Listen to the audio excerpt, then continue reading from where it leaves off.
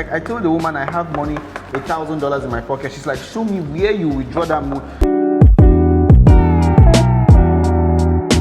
Hey guys, welcome back to my YouTube channel. For those who don't know me, my name is Mills. I'm a Ugandan travel and lifestyle creator based in Los Angeles, and today I have the absolute honor of interviewing one of the best, travel storytellers in Africa. Yeah, his name is Steven Ndokwu, one of the top African storytellers, literally with over 100 million views online.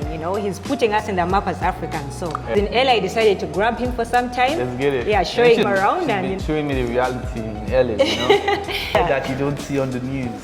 Yes, I'm going to be able to see those videos on his page actually. That's right. It's an absolute honor. So he's always the one interviewing people. So this I hope this does not put me in trouble because I talk too much. But no, not at all. Just simple basic questions. Okay, let's get it. Okay, so straight up, how did your travel creator journey start? Like, what inspired you to start documenting Africa? What inspired me to start documenting Africa? It just came up from a point where I feel like Africa was underrepresented on the news or like on TV or on social media. And I'm like, when I started making videos in my little city, I went somewhere to just have fun with my friends, and I decided to vlog about it. And when I posted, people were like, "Oh, really? Didn't know like you guys had stuff like this?" Wow. I was like, "Are you kidding me right now?" So I was like, good feedback. I was like, okay, I'm going to travel to some more places. Nice. And, capture stories and everything. And that was how everything started, Nice. And then I started shooting. And I started traveling around Nigeria. Then I started going to West Africa and then Africa, Eastern Africa. It's so funny how you say you're Ugandan. I've been to 5 Eastern African country, but I haven't been to Uganda, so I need to. We have to get you there. I need to go there. We are telling international stories. So for me, it was 2 things. First of all, I wanted to get a job. I wanted to get a career that would allow me earn money wherever I am. Like now, I'm in Los Angeles. I'm making money. If I'm in South Africa, I'm making money. Nice. So I was like, career can give me that lifestyle and also allow me to see the world, because I came from a small city. It's called Cross River. You probably will never hear about it. Cross River in Nigeria. It's called Cross River State, Calabar. It's a small city. Everybody knows themselves. If you're lucky to see one Range Rover pass in a week, you're like, we've seen a luxury car, that kind of thing. So I was this kind of kid. Like when I was 17 years old, I would be on my computer watching mansions in Beverly Hills and Bel Air. Nice. My mom would be like, what is wrong with you? Like, and now you get to see the price tags, 20 million. I was like, oh, okay, that's affordable. so like I wanted to see the world. Nice. I wanted to make money off seeing the world. So all of those research, I've gone through many jobs, and for every time I get into a career, I'm asking myself, can this make me rich? Can this allow me live the life that I wanted to live? Until Escaping I found, the matrix. Yeah, I found content creation. I learned about the creator economy. I learned about how creators are monetizing and building a career out of just making content. So I was like, okay, this seems like something I should do more research on. So I've been making videos 4 years, and I've been making videos full-time 3 years. We're still, we just started, right? I feel like next year, it seems like that's really when I'm going to start making content. So really? Everything will be... What? You have 680,000 subscribers, well, I should have and you gotten say you to just a million. started. I would have gotten to a million. I'm not trying to be ungrateful, but I feel like I put in so much work. You know what I'm saying? So, but yeah, I do appreciate the videos. I get both good and bad feedback. I welcome everything. But yeah, this is just the social media wasn't like mainstream like that.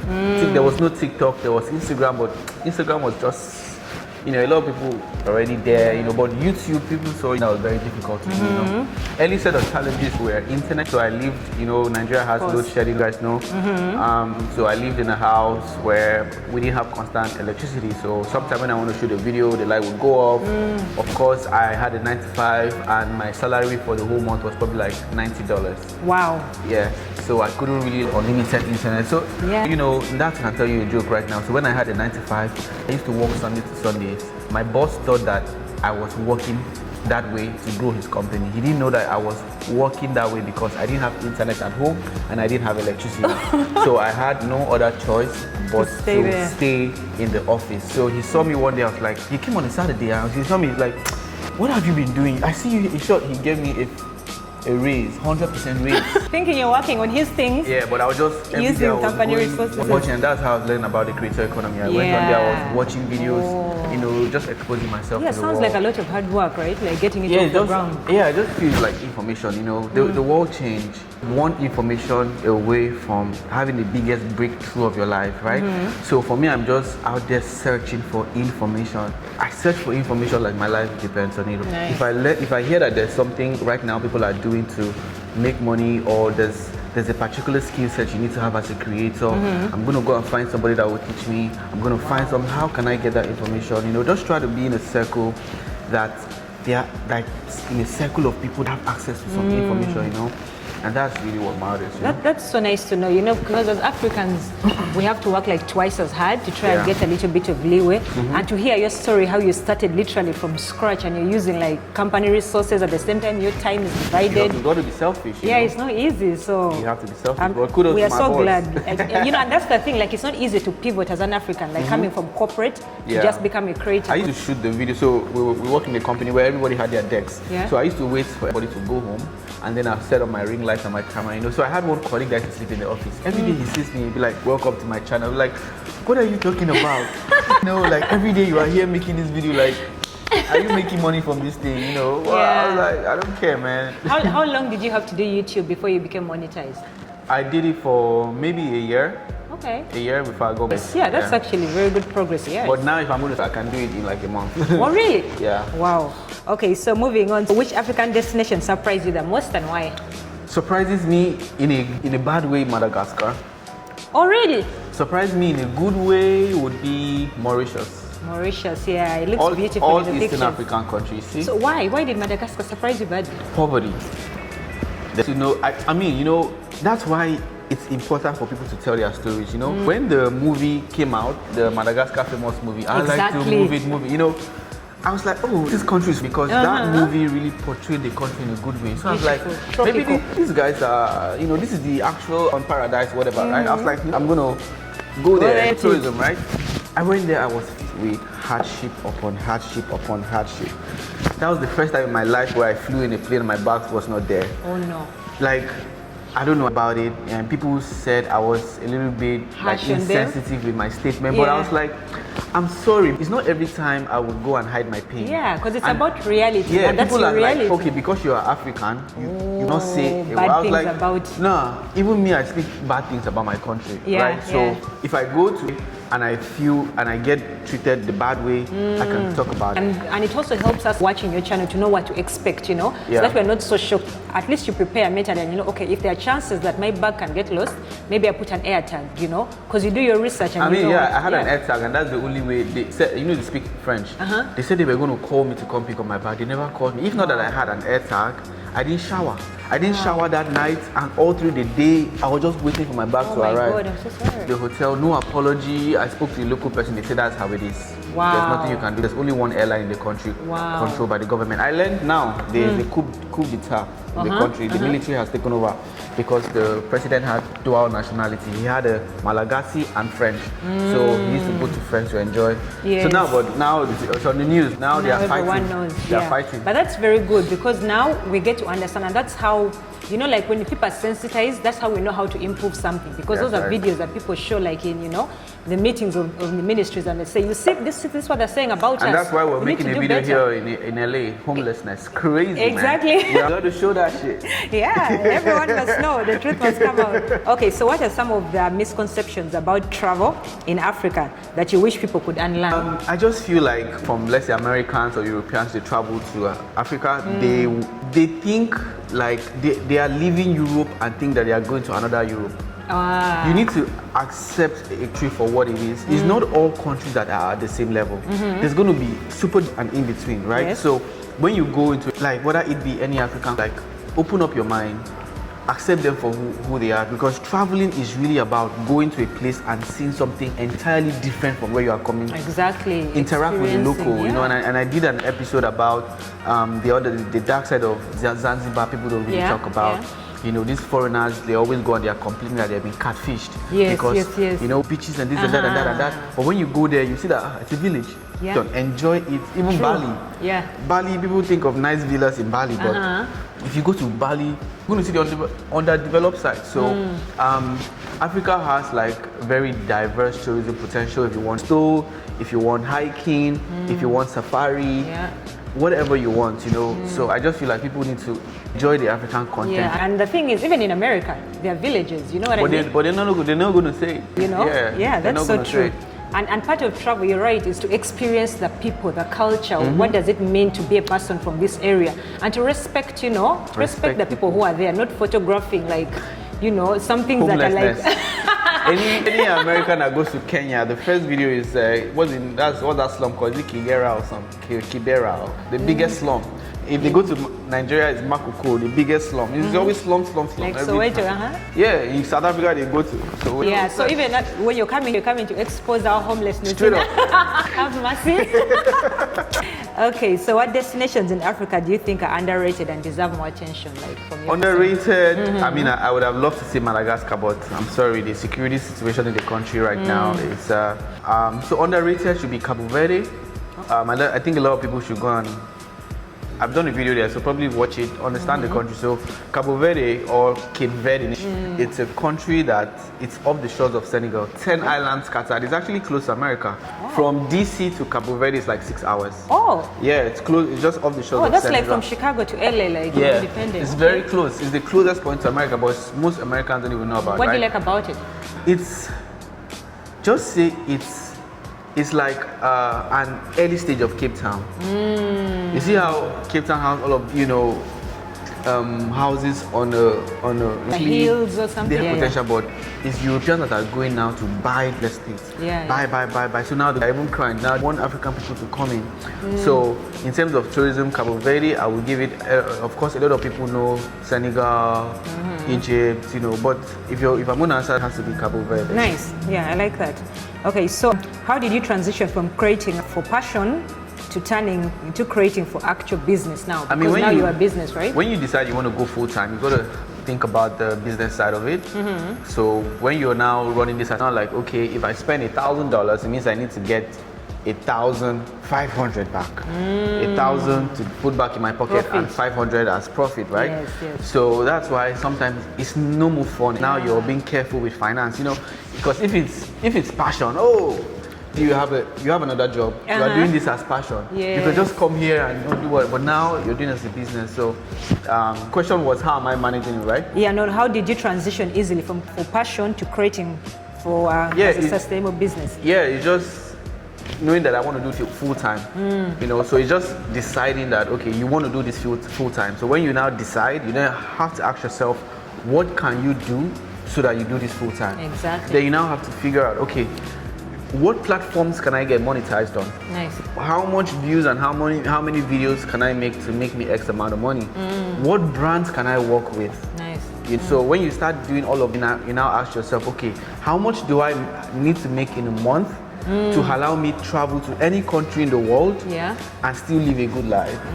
Like back home, your apartment, your normal bills and all that. Yeah, so it's more of like a individual, right? Yeah, it's an individual. Because even when you're traveling, you still have to make sure that bills back home are paid. Yeah, and but that's the annoying thing, because you're paying accommodation on that side, and then back home you're also paying accommodation. 100%. But some people travel as nomad. They travel and wherever they are is their home for that moment. That sounds like more cost effective. Yeah. But not easy. It's not easy for Africans. Africans, they'll ask you for return ticket, this and that and that and that. You know, it's only Europeans that I see do it. They'll just go to Africa and they'll be like, you know what, we are here, we don't know when we're going back. You know, that kind of thing. One-way ticket. Yeah, that one. Yeah, it's more like planning and deciding what that number is. I mean, the number is going to keep changing, but decide what number it is to go full time. I think the only way you can really scale as a creator is to go full time. You can't do it as a side hustle. Yeah. You know, because there's always that reluctance. If you don't feel like it, you're like, you know what? 100%. At least I have a job. I don't have to. And whatever you're doing on the side, content creation can give you times. If you focus on it, it can give you like times 10 of that and give you the life that you want to live. You know, look at the view you are living. Oh, shut up. You know, see the views. You think it's cheap to have these views, you know? That's so silly. Can you share a moment when a brand collaboration changed like the trajectory of your career when it comes to travel? It was the first brand deal I got, $300. Wow. In 2020, is it 2020 or 2021? That's not so long ago. Yeah, that was actually, I just started, right? So that's when a brand was willing to pay me. They were like, oh, we want you to do something for us and post on your Instagram. I was like, okay, you guys should pay me $300. That was me just saying. Oh, you're the one who gave them the price? Yeah, I was like, don't even talk to me, give me $300. I was like, okay, no problem. I was like, okay, send me invoice. I sent invoice and they paid me the $300. I was like, hold up. Somebody can pay me $300 just to come on camera and just talk. So that was like the realization. I was like, if I can charge $300, it means I can charge 10,000. Exactly, because if they could pay instantly, it means the budget was even higher. Yeah, you know, I've been cheated a few. That's how you get to realize like there is potential in this thing. Yeah, nice. You know, when you know like the real budget for that campaign was 15,000. Oh my God! When you find out. So that first paycheck just showed me like, this can actually be a business. And then I went to start researching who are the top creators in the world, how much are they making. I started learning about guys like Casey Neistat, Mr. Beast, you know, Dude Perfect. These were guys doing 100 million from just making videos on the internet. I mean, no African person I don't think there's an African person that has crossed even 50 million a year. No, I don't in think revenue. so. We would know if the top guys are doing it, it means even though you don't get to the top, even though you are mediocre, you can at least land at 1 million. I learned in America, for you to be considered rich, you need to do 150,000 above, right? Is that true? 100,000. Depends on the city that you're in. Depends on the city, but averagely. Yeah, right? that could work. So as a creator, you can do good 500.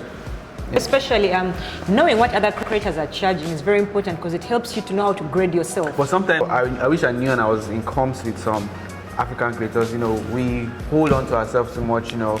Yeah, like you get into the industry, people would hold information, but they don't want to tell you. Gatekeeping, They'll start gatekeeping like that. So there's this competitiveness, you know, which you cannot finish the money alone.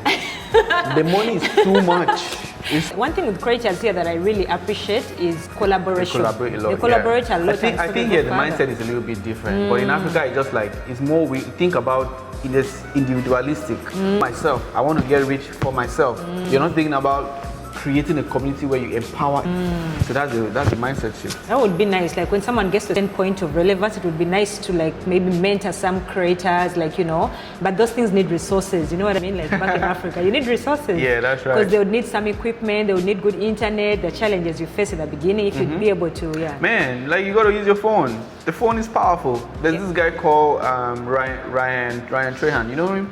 He's an American creator. He has over 20-something million. He uses his phone. Yeah.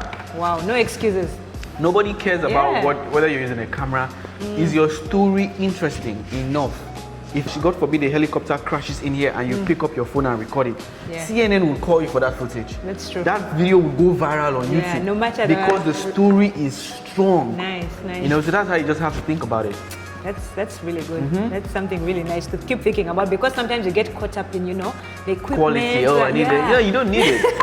Focus on the story, guys. Yeah, that's so true. Now, what keeps you motivated when things get tough? Because you're talking about a burnout sometimes, you know. You just need to think about your audience. It's a little bit selfish on their side because they don't care how you're doing or whatever. They just expect content. I haven't posted in like 3 weeks and I'll be getting messages like, when is the next video? They don't know like I'm out here every day. I am filming. Like here I am going out and I'm filming. Sometimes I go home, I'm exhausted and tired. Yes. You know, so it's impossible for me to be traveling and still posting content, you know, so they don't really care about it, which I understand. You want your videos to be out and you need to watch that video, so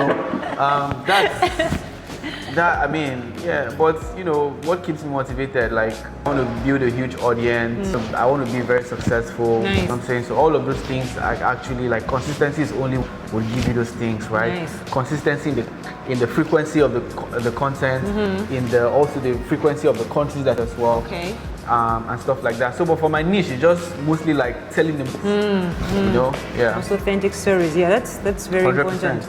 Yeah. Okay. So the audience motivates you, and you know, it's good to know that there are people waiting to watch.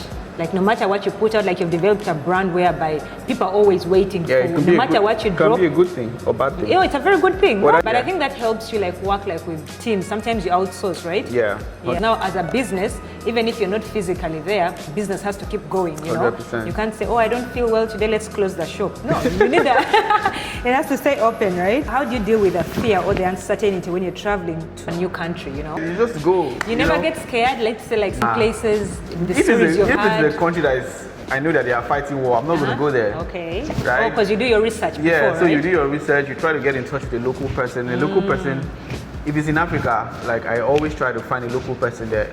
If it's in a more safe country, I can go by myself and figure things out. Nice. You know? Yeah, always get a local person. I always do that, and I also like when I came into LA, hosted LA anybody here, and that's how I reached out. Yeah, and that's stuff. how we I also do that as well to get in touch with someone that's in that territory. They will tell you things, they'll show you around, they'll tell you don't go here, stuff like that. Do you think a shy person can be a creator? It just depends on your goals. Like, do you really want to be a creator or you want to be shy? I think you need to choose. You need to choose, right?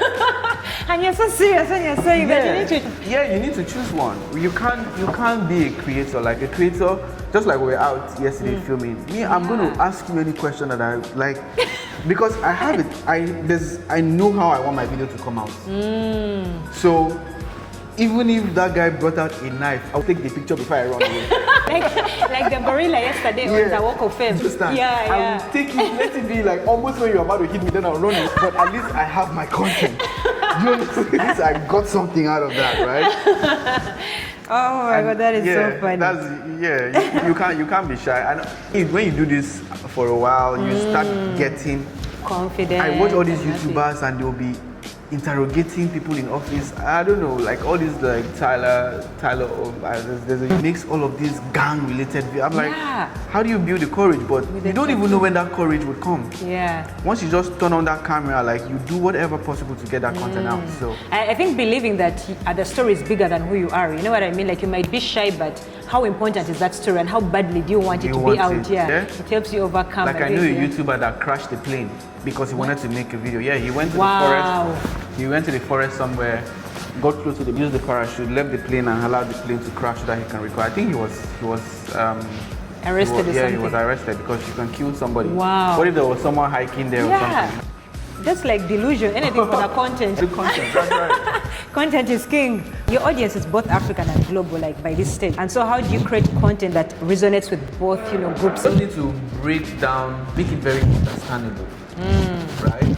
So if I come to LA and say I'm making videos about homeless people, yes, okay, there is homelessness in every part of the world. Why is there homelessness in America? So you then have to say, okay, there's homelessness because people are on drugs, there's homelessness because things are expensive and stuff like that. So I feel like no matter what kind of topic you want to create, there's a way you should break it down to be understandable. Because for me, when I make videos, I assume everybody's dumb.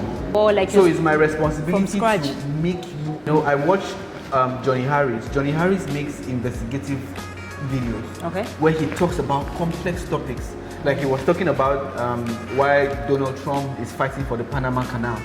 What concerns me in West Africa with Panama Canal? I have no business with Panama Canal. But when I watched the video, he was able to break it like why the US is fighting. Broke everything down. Like even as an African, I understand, right? I also try to make videos. The goal is not only to have African audience, right? Exactly. I want to have global audience. That's why if you look at my channel, my stories are shifting to more global stories. Even though I'm making a Nigerian story or a South African story or a Kenyan story, I try to give it a global appeal in the way I package it. So I really like that. Yeah, it's just knowing how, because you need to think about it. Africa has let me just use Nigeria for it. It has 200 million people. Wow. So if you do a video that for only Nigerians, let's just assume only 1% of Nigerians will watch that video. Now, if you do another video that, let's say the world has like what, is it 3 or 4 billion people? Let's say you do 1% of 3-point-something billion versus 1% of 2. So you see, the audience. So that's why Mr. Beast dubs his channel in every language. Oh, that's another good hack actually. Yeah, so he's like, I'm an American creator. What if there's somebody in Brazil that would love this topic, but this content can't reach to them? You can't reach them. So he needs to dub it so that you understand in your local language. No, so you become his audience. That's right. He takes you along for the ride. That's how it works. How do you deal with the negative feedback? Like just allow it. Like Not even just allow it. There's nobody doing great things that don't get negative feedback. If you don't want to get negative feedback, then don't do anything. Just stay in your comfort zone. Don't be seen. Do you respond to like someone? I don't respond, but the ones that I will respond to. Do you also you hit fire, like fire with fire, or you try to calm down? No, like sometimes I'll post a video and somebody will say something like, you know, why are you talking like this? Or I'll be like, I'm sorry, but this content is not for everybody. You don't need to like. Ooh. Yeah, you don't need to. They'll be like, oh, like I used to follow your channel. Like now, look at the kind of videos that you're making. Oh, I'm like, to guilt trip you. I'll be like, it's not all of my videos that you're going to like. If you even your favorite artist, it's not all their music you like. You like some and you hate some, right? Okay, so if this video is not for you, skip it. Check another episode out. Oh, that's nice. That's a nice way to put it.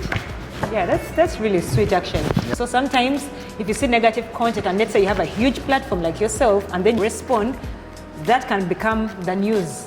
You know what I mean? Because now you're like, yeah, because a small person who has like 2 followers, or no one knows them, they comment something negative and if you fire back, now that becomes the news. So it's like as if big creators are not supposed to respond, which is unfair because they're also people, they have emotions. That's so, right. you know, be kind and be nice to creators. They read your reviews, they read your comments. I read almost all the comments. I just choose. Wow. Yeah, I read them. There are so many. You have so many. Just sit down in the evening, you know, just go. So you just know what people are talking. And also sometimes those negativities are also good because sometimes it can allow you to see something that you're not seeing. Okay. So it's not all negative feedbacks that are bad. Some negative feedbacks are just something you should. A criticism, something to tweak. Yeah, you should pay attention to, you know. So that's why you should see it. How difficult has it been for you traveling with a Nigerian passport? It's the hardest thing you can do, you know. The advice I was getting when I was starting is like, if you know you have a bad passport, why are you trying to? Yeah, bad passport. You understand? Like, it's crazy. You apply for visas. Oh God, would apply. That my passport. I don't know how many it has been inside. You know, you apply for passport, but to me, I see it as a challenge. Nice. And you know, if in the future probably I get like another country's passport, then I can say, okay, you know, you as a creator that you're in Burkina Faso, you know, all those countries that don't really have good passport, like you cannot use that as an excuse. True. Find a way to sort yourself out. Some creators go to buy passports, some go to marry somebody, some go to get citizenship in another way. Yeah, find a way. Just like me, I'm trying to find my own small way. I really like that because you traveling all the countries you've been to, about 30 countries, with a Nigerian passport, it shows people that you have no excuse. Yeah. I know people say, yeah, it's hard with an African passport, a Nigerian passport, but if Steven can do it, so can you. You have no. So. For real, it's very difficult. You're going to be stereotyped. Like, you know, even when I shared some of the that happened to me at the immigration, you know, some people just see me traveling, just think that sometimes you go there, like they will treat you like trash, you know. Wow. Like the first time I went to Namibia, they stepped me and let everybody go. And then when Namibia is in Africa. It's That's in Africa, so annoying. Yeah. They were asking me like, what do you do for a living? Well, show me how much you have. Wow. After I got the visa, and then I was just seeing white people were just passing. People were just passing, and then they stopped me aside, and I was interviewed. I was in an interview. Like I told the woman, I have money, $1,000 in my pocket. She's like, show me where you withdraw that money. She wants to see my bank statement and saw that money came out from. I guess she saw my bank balance and she was humble. You know, maybe she'll be like, this small that much money in your account. Right? You know what I'm saying? So that's it's really bad. I think that's one of the biggest challenges being a travel creator in Africa. The visa processing, stereotyping, even in Africa itself. You know, it's one thing to go to a country like Europe or America and you face racism, right? Yeah, but in your own continent, it's very. I can't wait for us to get to a place where we open more borders. Because now us as East Africa, you don't relate anymore. Are you so now, you know, now you are not at our But Ugandan passport is actually... You are not in our level. No, even with... Yeah? See, she's very proud. Okay, no problem. Even with Ugandan passport, I wasn't at your level because we get to go to like about 60 countries visa free. So if you're Ugandan watching this, you know you have access to over 60 countries without needing a visa. So if you love to travel, no excuse. So we're getting to the end here. What upcoming projects or destinations can your followers look up to? Upcoming project. I'm working on an episode where I'm interviewing some of America's most successful immigrants, you know, just to show the story of how people left their home countries, came to a system that is working and they are building something. So that's to show that it's not like are lazy, it's just the system, the structure is not allowing people to, you know, grow and stuff like that. And also I have some other content that I'm working on in America. So if you've always wanted to understand what it feels like to live in America, to visit America, you know, and also Canada as well. You should watch out for that. We mostly in Asia and stuff like that, you know. Yeah, just making global stories that anybody can relate to. You know? Homelessness is my backyard. We got to show that one. I told myself that if I come to America, that's the first video I'm posting. Are you afraid of the backlash that will come from? There's no backlash that's going to come. Are you sure? Because it's the truth. But like The only you're backlash- embarrassing I'm Americans. embarrassing who? The Americans, like you're showing Even private business. didn't we interview you? Were there, right? Yeah. You not hear what they were saying? Yeah, themselves they were speaking up, which so is nice. You're giving them a platform, right? everybody will share your story. Events, they'll share their story. Yeah. Okay, that's so good. And then where do you see yourself and your brand in the next 5 years? In the next 5 years, I think in the next 5 years we should do 5 million subscribers. Wow. Yeah, we should do 5 million subscribers, and I should see myself in like top tier global stories. You know? Nice. It's about travel, not like traveling as it, but traveling to tell stories about, because there's so many things happening in the world like we don't know about, you know. So more like journalistic storytelling. Yeah, kind telling of you travel. unique stories all around, you know, all the things where my passport will allow me go. Then you have a different passport. Is that like one of your? Yeah, possibly. I think in a few years now, Nice. I should sort myself out. I like Maybe that I should for look you. for a Ugandan woman. Since you say your passport is good. Yeah, you So can. if you're a Ugandan girl, You heard if you're Ugandan women, by the way, Yeah. we are taking the whole Nigeria right now. We get a lot of beautiful backlash. forehead. Leave our foreheads alone. You guys are Rwanda women. You are fighting for that topic. That's right. Yeah, so it's been an absolute pleasure having you here. Appreciate it. I want you to know that you're such an inspiration. Oh, really? Yeah, to travel creators, not just in Africa, because right now it's like on a global stage. Because you know, even if I'm African and I'm based here, I was sent to your channel by like people who are Americans, and that's interesting. That's one thing about living African, and you hear people see anything nice happening with any African, they're going to want to show you like, oh, this person is doing this thing. So it challenged me, and I'm so privileged to have learned so much from you, like during your time here. Thank you for taking me around. Nice. Yeah, thank you so much. You guys need to see her. Are we done with this interview? Yeah, we're done. You guys need to see her view. Look at. So that's why you need to be a content creator, because you're going to be rich. Look at her view. I wonder how much. Come and tell us, how much is this view? Have you guys seen the view? But anyway, subscribe to our channel. See you guys. Yes, please subscribe to my channel.